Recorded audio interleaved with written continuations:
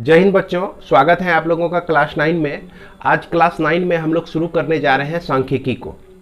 तो क्लास 9 के वीडियो अभी कुछ दिन से नहीं आ रहे थे क्योंकि मैंने अभी तक में आप लोगों को क्लास 9 का 8 चैप्टर का हर एक प्रॉब्लम आपको बता दिया है। लेकिन फिर भी बहुत सारे ऐसे बच्चे हैं जिन्होंने अपना यह 8 चैप्टर पूरा भी नहीं किया है। मुश्किल से 10-12 बच्चे जिन्होंने यह 8 चैप्टर पूरा किया और अपनी असाइनमेंट कॉपी को, अपनी नोट्स को मेरे द्वारा चेक भी करवा चुके हैं। मैं वैसे बच्चे को कहना चाहूँगा कि आप अपना नोट्स जल्दी बना लें और उसके बाद इसे जितना जल्दी हो सके चेक करवा लें बच्चों। यह आपके लिए बहुत ही आवश्यक है, नहीं तो आपको बाद में प्रॉब्लम हो सकती है। आप एग्ज़ाम में ठीक नंबर नहीं ला सकते हैं और सभी समस्याएं आपके साथ आ सकती हैं। तो मेरी बातों को ध्यान रखेंगे। मैं इसे फिर से दोहरा रहा हूँ कि आप निश्चित रूप से यह 8 चैप्टर जिसको मैं बहुत पहले पढ़ा चुका हूँ, इस पर नोट्स बना के आप जितना जल्दी हो सके हमसे चेक जरूर करवा लें। तो चलिए हम लोग आज शुरू करने जा रहे हैं सांख्यिकी। सांख्यिकी में क्या पढ़ना है इसके बारे में हम लोग विचार करें। बच्चों, आप लोग जो है टीवी देखते होंगे, बहुत सारे इन्फॉर्मेशन आपको टीवी में मिलता है, न्यूज़पेपर से मिलता है और भी बहुत साधनों से आपको इन्फॉर्मेशन मिलते रहता है। तो इसमें से वही सब इन्फॉर्मेशन आपको कलेक्ट कीजिए, वैसे इन्फॉर्मेशन को कलेक्ट कीजिए जिसमें कुछ न कुछ डाटा आता हो।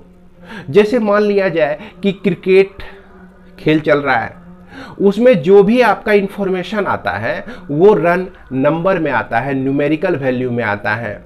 या नहीं तो मान लीजिए कि पंचवर्षीय योजना में कितनी खर्च हो रहे हैं और किस किस मद में कितना खर्च किया गया, ये सब का जो डाटा आपको मिलता है वो क्या मिलता है, नंबर में, संख्याओं में मिलता है।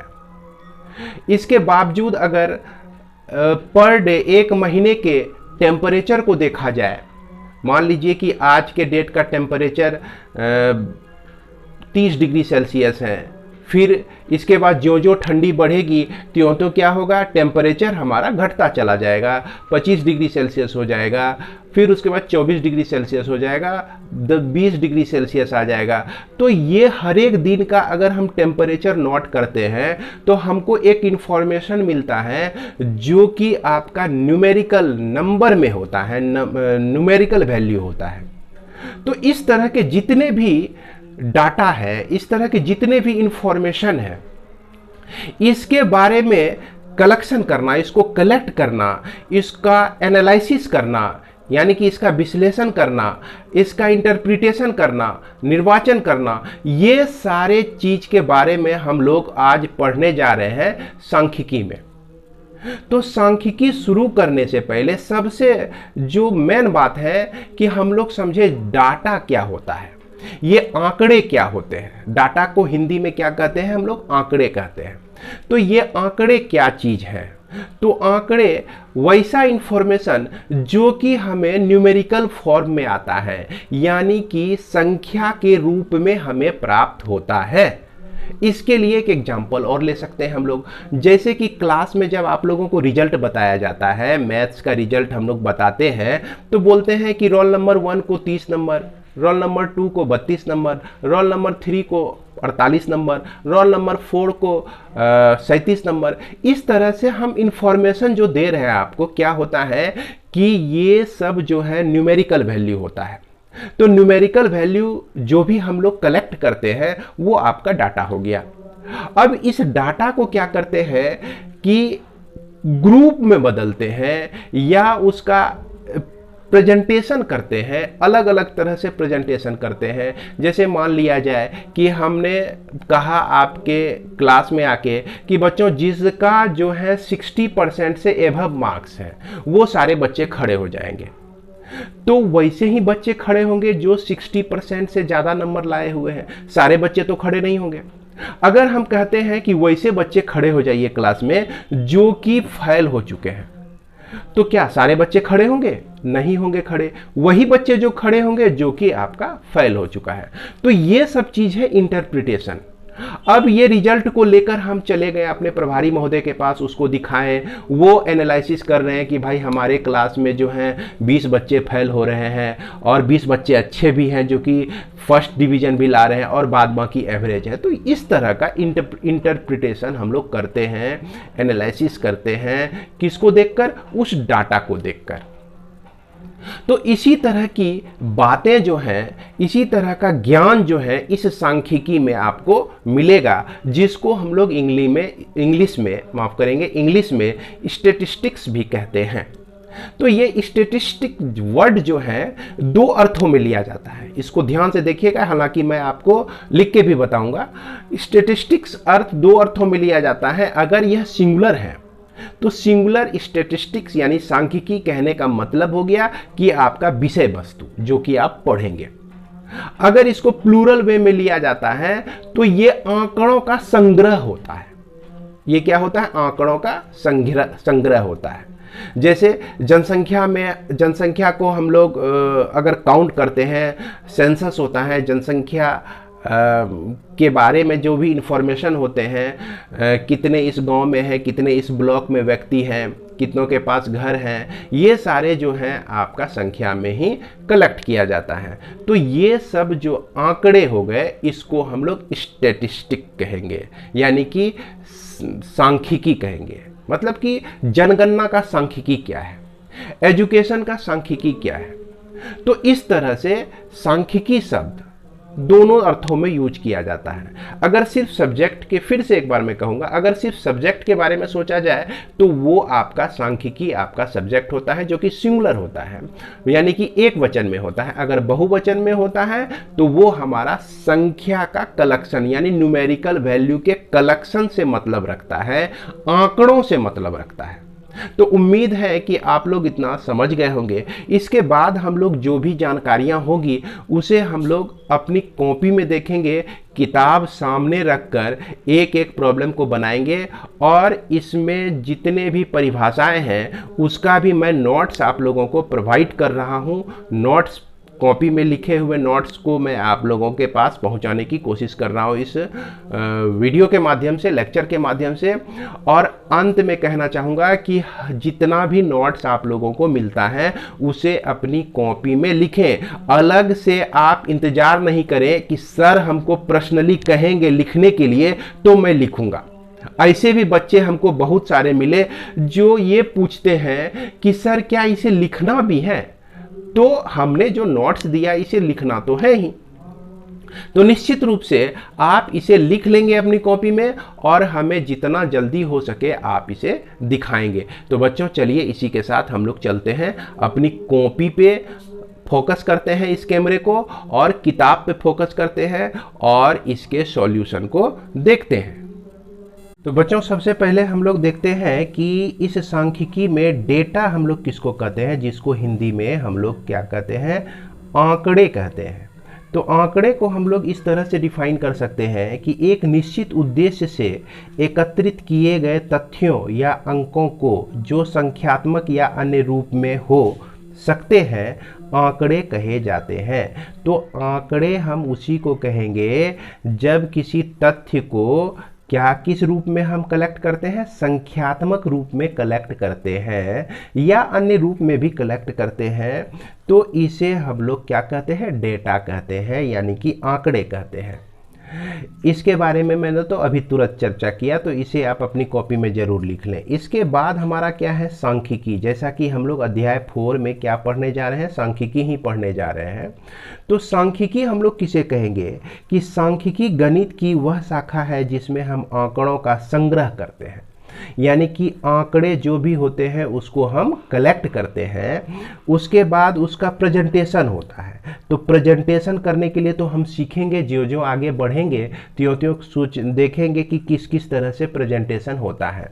उसके बाद इस पर हम क्या कर सकते हैं, विश्लेषण कर सकते हैं, एनालिसिस कर सकते हैं, और उसके बाद इसका निर्वाचन, कहने का मतलब कि इंटरप्रिटेशन करते हैं। तो ऐसी 4 क्रियाएं हम लोग क्या करते हैं, सांख्यिकी में करते हैं। यही मैक्सिमम 4 क्रियाएं ही हम लोग सांख्यिकी में करते हैं, इसीलिए सांख्यिकी को इस तरह से डिफाइन किया जा सकता है। अब इसके बाद इसको आप लोग इंग्लिश में भी देख सकते हैं कि हम लोग डेटा किसको कहते हैं, कि the information which is in the form of numerical figure.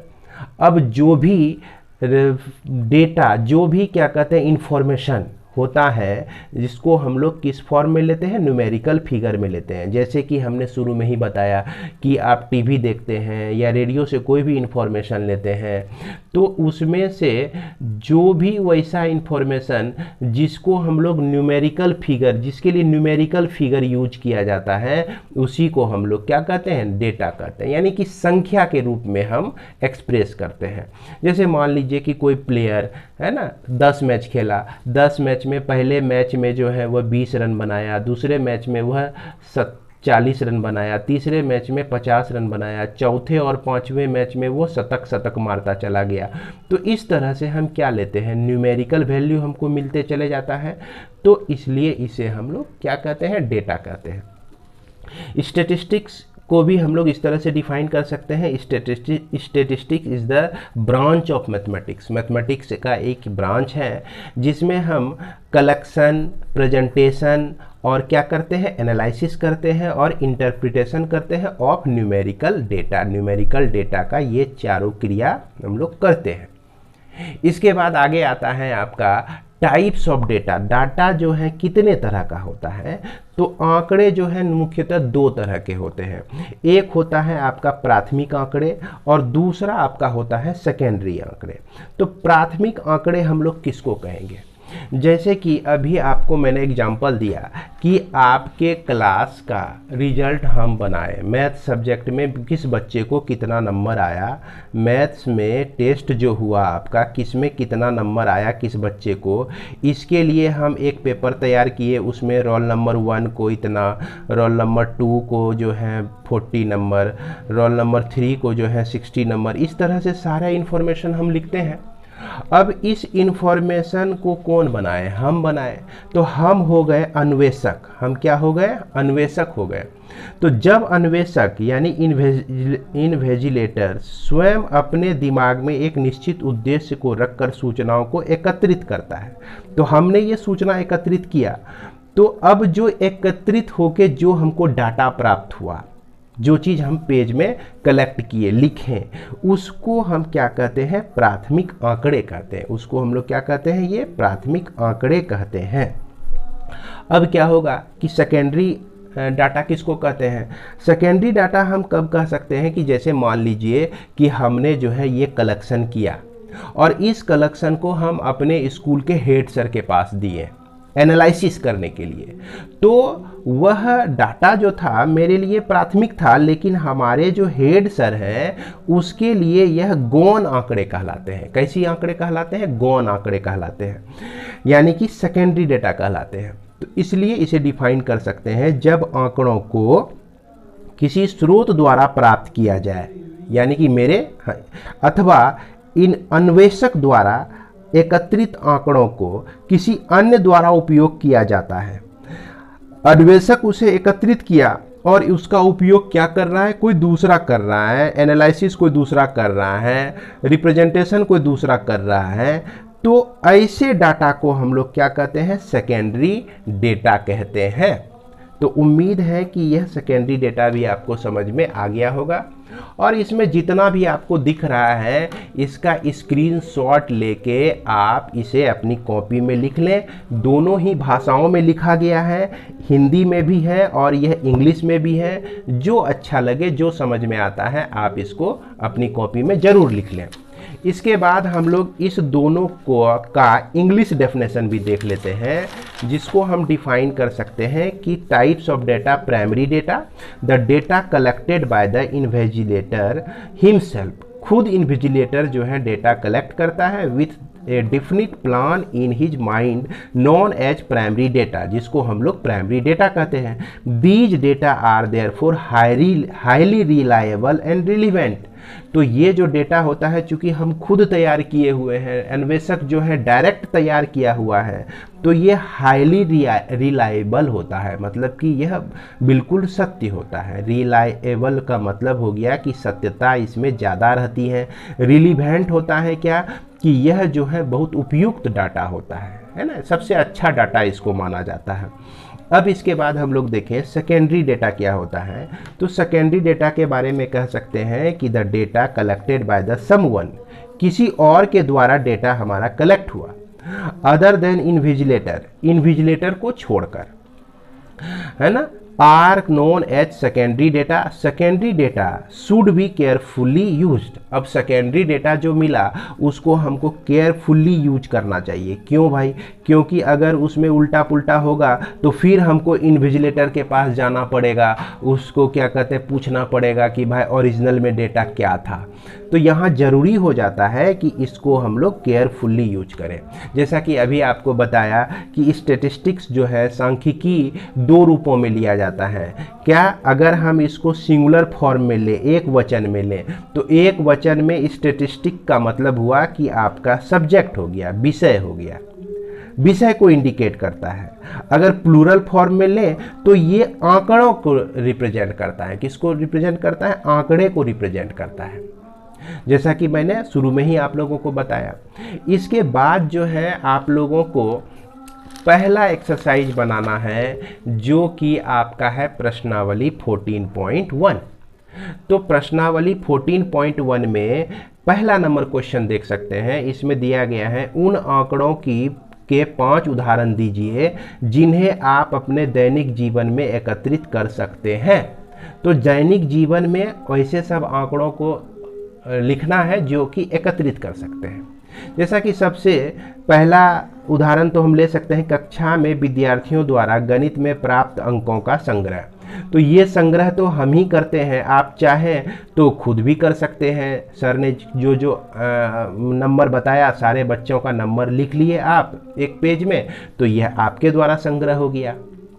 दूसरा एग्जाम्पल दे सकते हैं कि कक्षा के सभी विद्यार्थियों की लंबाई, हर एक विद्यार्थी की लंबाई को हम मेजर किए। कोई जो है 130 सेंटीमीटर है, कोई 140 सेंटीमीटर है, कोई 150 सेंटीमीटर है। इस तरह से लंबाई का जो हम एक रिकॉर्ड तैयार किए, तो ये आपका क्या हो गया? आंकड़े हो गया, है ना। इसके बाद हमारे आसपास 10 परिवारों में सदस्यों की संख्या। अब हम जिस लोकेलिटी में रहते हैं, आसपास में देखेंगे 10 परिवार को चूज करेंगे, और 10 परिवार में हर एक परिवार में कितने सदस्य हैं उसकी संख्या को अगर हम लिखकर एक डाटा तैयार करते हैं, तो वह आपका क्या हो जाएगा? यह आंकड़े ही हो जाएंगे, है ना। उसके बाद जैसे टेलीविज़न और समाचार पत्रों से प्राप्त चुनाव के परिणाम। तो चुनाव के परिणाम प्रायः आप देखे होंगे कि संख्यात्मक रूप में ही व्यक्त किया जाता है, संख्या के रूप में ही रहता है। तो यह भी आपका एक डाटा हो गया। टेलीविज़न से प्राप्त महेंद्र सिंह धोनी द्वारा बनाए गए विभिन्न मैचों में बनाए गए रनों का संग्रह।